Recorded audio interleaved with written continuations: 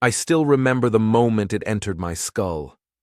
Not through my ear, as I'd always assumed they did it. Through my eye, the left one. I felt the tadpole's tail whip against my cheek as it burrowed past the socket, and then there was only pressure, and a sound like wet cloth tearing somewhere behind my face. I was conscious for all of it. They prefer it that way. My name doesn't matter anymore. The thing in my head has been eating my memories for 11 years now, piece by piece, and I've learned not to cling too tightly to who I was before. What matters is what I saw, what I survived, and what I need you to understand before the colonies beneath your cities finish what they started centuries ago. I was a merchant's guard on the long road south of Neverwinter, 43 of us in the caravan. Good pay, boring work, exactly how I liked it. We made camp near a cave system the maps didn't mention, and by morning, 19 of us were gone. No blood, no signs of struggle, just empty bedrolls and drag marks leading into the dark. We should have run. Every instinct screamed to abandon the missing and ride hard for the city. But the caravan master's wife was among the taken, and gold makes men into heroes. So 14 of us went into those caves with torches and prayers to gods who couldn't hear us that far underground. I walked out 3 years later, alone. The mind flayers didn't attack us with violence. That's the first thing you need to understand. We were 200 feet into the tunnel system when the world simply stopped. A pressure built behind my eyes, not painful exactly, but absolute. Like a hand had closed around my thoughts and squeezed until they went still. I remember wanting to scream, wanting to run, but my body wasn't mine anymore. I stood frozen in the torchlight and watched my companions do the same, their faces slack, their weapons clattering to the stone. Then they came, drifting from the shadows like priests approaching an altar. Tall, gaunt figures robed in colors I couldn't name, their purple-gray skin glistening with moisture, and their faces, 4 thick tentacles hanging where mouths should be, writhing with independent purpose. White eyes without pupils, without emotion, without anything I could recognize as thought or feeling. They moved among us like farmers inspecting cattle, and I suppose that's exactly what we were to them. I learned later what I'd experienced. The mind blast. A cone of psionic force that scrambles thought itself. Some victims go permanently mad from a single exposure. Others die outright, their minds simply unable to process the assault. The rest of us, the lucky ones, if you can call it that, are merely stunned, helpless, ready for selection. They took 9 of us that first night, separated us from the others with nothing more than gestures, their tentacles twitching in some silent communication. The rest, I learned much later, were fed upon immediately. Mind flayers don't eat flesh, they eat brains. And they prefer them fresh, extracted while the victim still lives, still feels, still knows exactly what's happening. The tentacles burrow through the skull like fingers through wet clay, and they drink. Not just the tissue, the memories, the fears, the entire architecture of who you were, consumed in moments of intimate violation. I was spared that fate, not from mercy.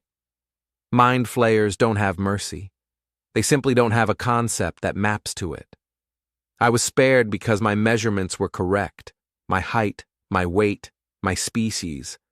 I fit the parameters. I was suitable for something far worse than feeding.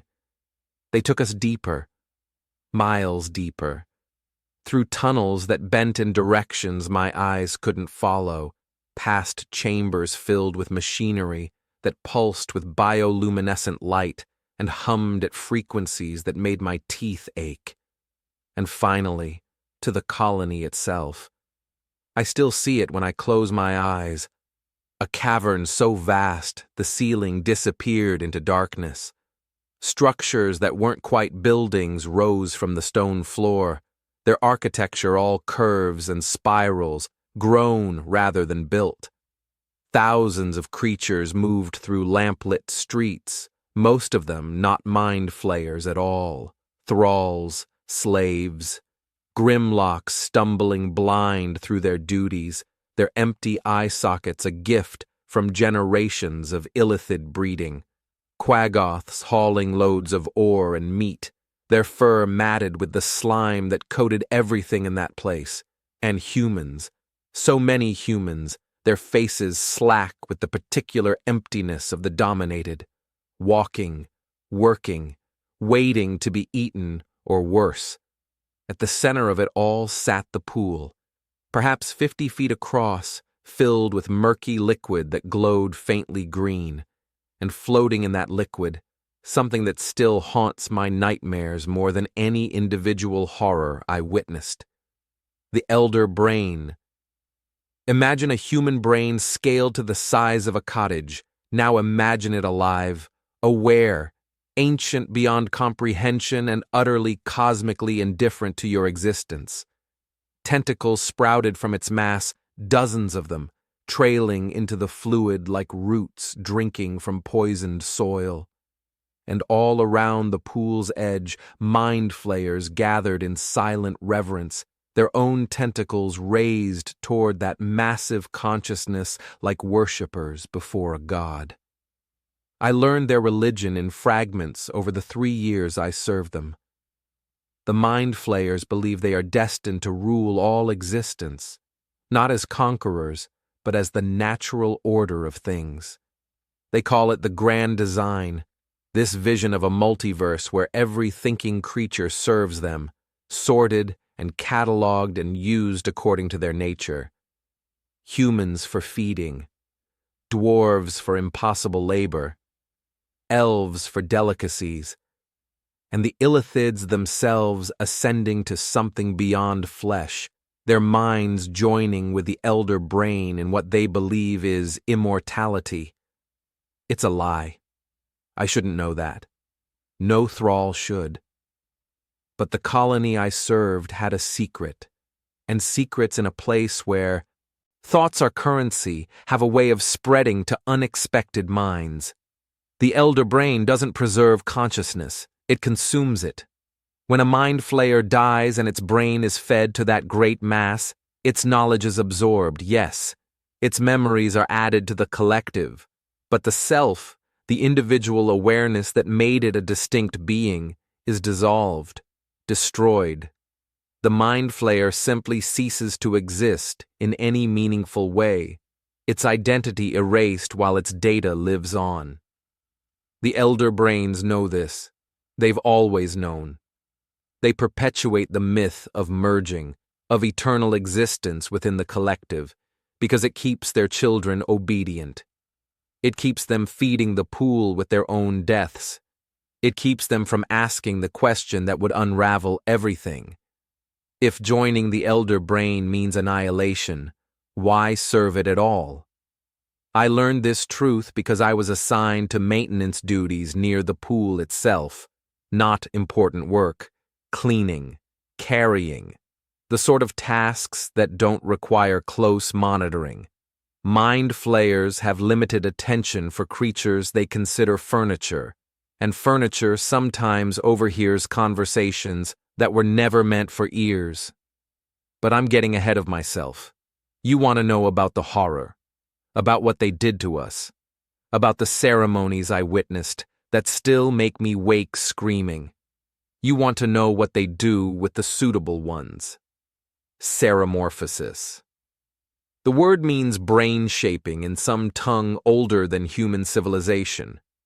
It's how mind flayers reproduce, and it's the reason they took me alive. They don't breed like other creatures. They have no gender, no mating, no birth. Instead, an adult Illithid produces a clutch of perhaps 1,000 tiny eggs once or twice in its long life, depositing them into the elder brain's pool. The eggs hatch into tadpoles, small squirming things that look almost innocent until you realize what they're designed to become. For 10 years, these tadpoles live in that pool. They eat each other. They eat the brain matter fed to them by their keepers. They eat the psychic runoff of the elder brain's thoughts. Most die. The pool is a battleground of cannibalistic selection, and only the strongest, most vicious tadpoles survive to maturity. And then comes the ceremony. I watched 11 people undergo ceremorphosis during my captivity. 11. I knew 4 of them by name. One of them I had trained with for 2 years before our capture, a woman named Sareth, who could throw a knife through a sparrow's eye at 30 paces. She was so strong, I thought, so certain. Surely she could fight it. She couldn't.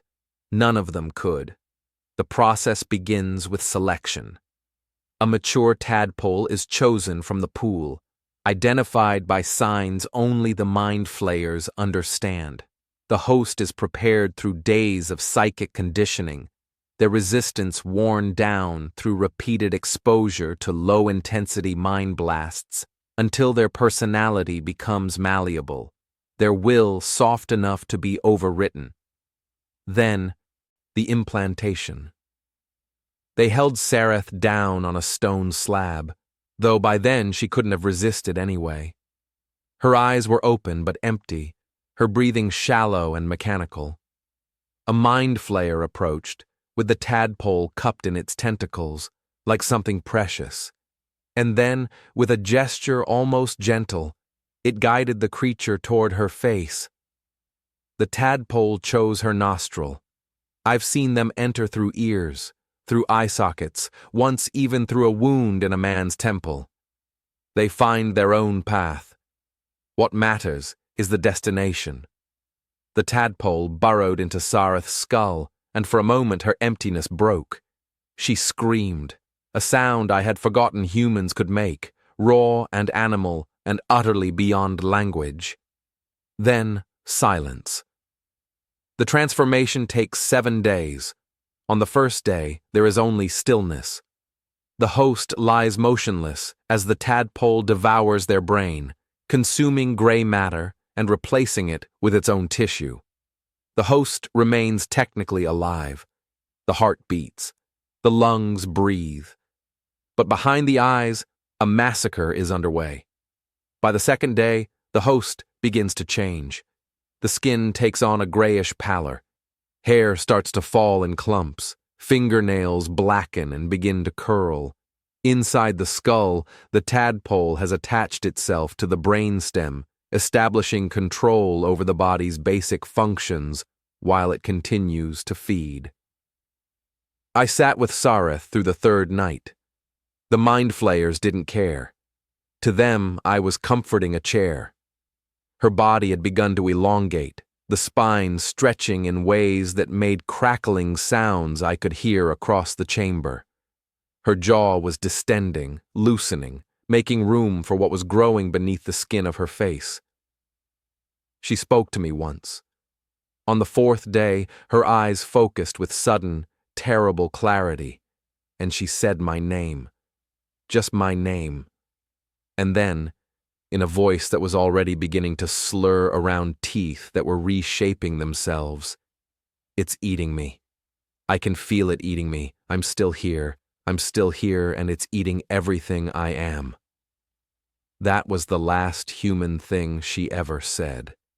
By the 5th day, the tentacles had begun to emerge, 4 of them pushing through the flesh of her lower face like fingers through mud.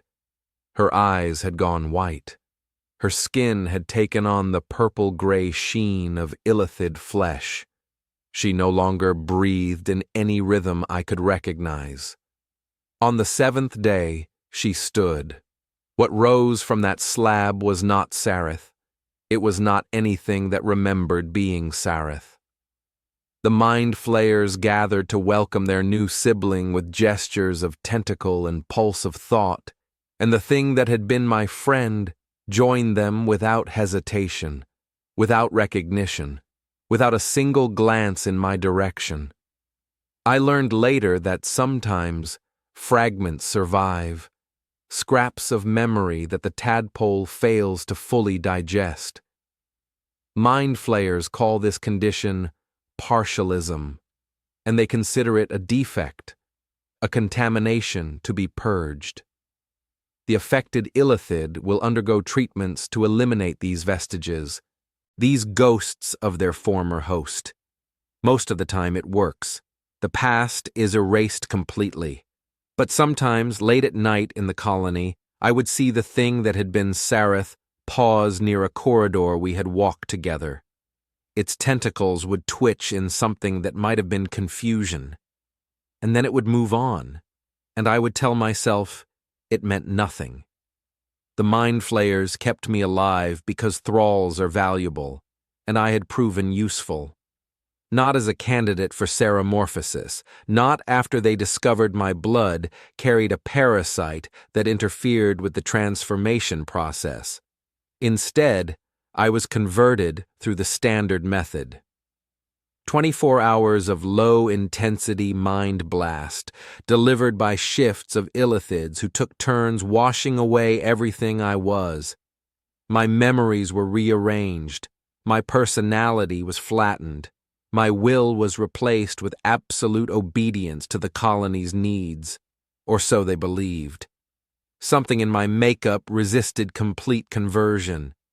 Perhaps the same parasite that made me unsuitable for seramorphosis. Perhaps just luck. I maintained a kernel of self buried so deep that even the elder brain's periodic scans couldn't detect it. I learned to think the thoughts they expected while harboring forbidden consciousness beneath. I learned to hate while my face showed only the slack contentment of the enthralled. And I learned their secrets. 3 years of silent observation. 3 years of being furniture. 3 years of watching and waiting and remembering everything. I learned that they fear the Gith more than any force in existence. The Githyanki and Githzerai were once slaves themselves, you see, countless generations ago, in an empire that spanned multiple planes, and perhaps even the vast reaches of time itself. The Illithids don't remember exactly where they came from. Some of their scholars believe they arrived from the far future, fleeing some catastrophe at the end of time by sacrificing thousands of elder brains to punch a hole through history itself. Others think they emerged from somewhere outside reality entirely. What they do remember is their empire, their dominion, their absolute mastery of all thinking things. The Gith ended that. There was a leader among the slaves, a woman whose name became her people's name. She discovered something the mind flayers had thought impossible, that flesh could resist their control, that metal could mark their skin, that psychic chains could be broken through sheer, concentrated will. She united the scattered resistance across 100 worlds and led a rebellion so fierce, so coordinated, so utterly unexpected that the Illithid Empire collapsed in less than a single year. The mind flayers have never forgotten. They've never forgiven. And they've spent millennia preparing for revenge. I learned that their colonies exist beneath every major surface settlement. Menzoberranzan has them. Waterdeep has them. Baldur's Gate has them. Patient networks of thralls and spies, gathering information, preparing infrastructure, waiting for the signal that will begin the reconquest. The elder brains communicate across vast distances through means I don't understand, coordinating their efforts, sharing their plans.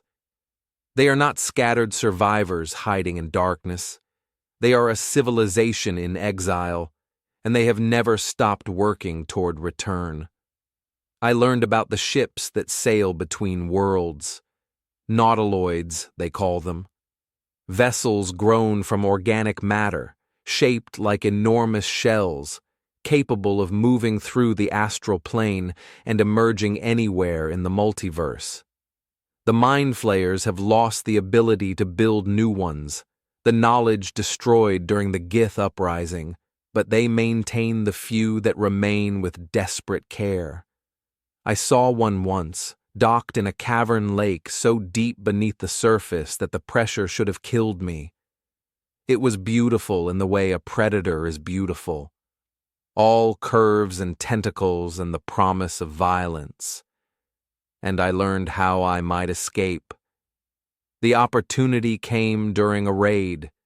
Githyanki hunters tracking the colony through methods I still don't understand. They breached the outer tunnels with weapons that screamed with psychic energy, and for the first time in 3 years, I felt the Elder Brain's attention shift entirely away from its thralls. The domination flickered, just for a moment, just long enough. I ran. Through tunnels I had memorized during my years of service, past chambers full of chaos as Mind Flayers, and their servants rushed to defend against the assault. Through a crack in the stone that I had discovered during a maintenance assignment and never reported, up, always up, toward air that didn't taste of slime and fear. I emerged 3 days later in a forest I didn't recognize, alone, free, or so I thought. The tadpole is still inside me, dormant, not dead. The parasite in my blood prevents it from transforming me, but it also prevents my body from rejecting it. It sits behind my left eye, wrapped around my optic nerve, and sometimes late at night I feel it move. A subtle shift, a pulse of alien curiosity. The Mind Flayers know I escaped.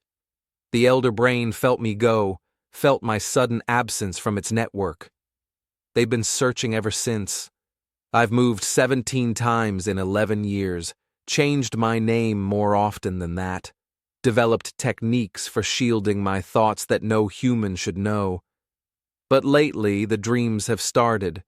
I see the colony, the pool, the vast bulk of the Elder Brain pulsing with stolen thoughts. And in those dreams, I hear whispers, not threatening, not commanding, curious, patient.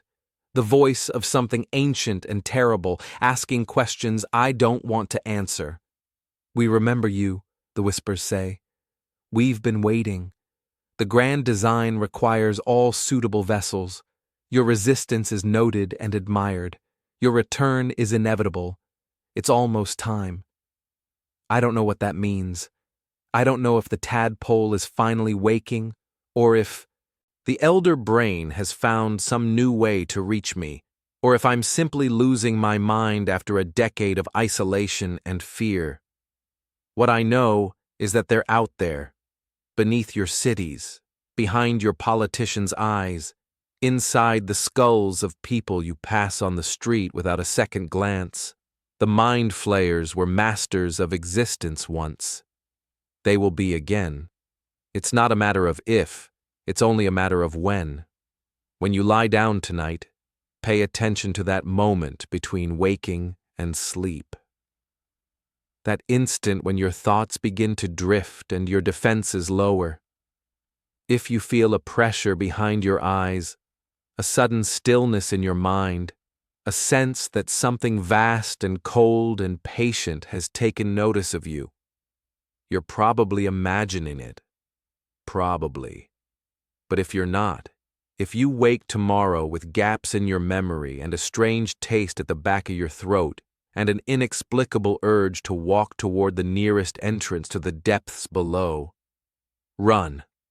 Run and don't stop running, because once they've marked you, once you've caught the Elder Brain's attention, there is no sanctuary that will hide you forever. There is no prayer that will save you. There is only time, and they have so much more of it than you do.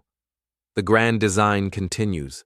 The colonies grow, the ceremonies proceed, night after night, host after host, another human mind devoured so that another monster can rise. I know, because I still hear them, in my dreams. In the quiet moments when I let my guard slip. They're waiting for me. They're waiting for all of us. And they are so very, very patient.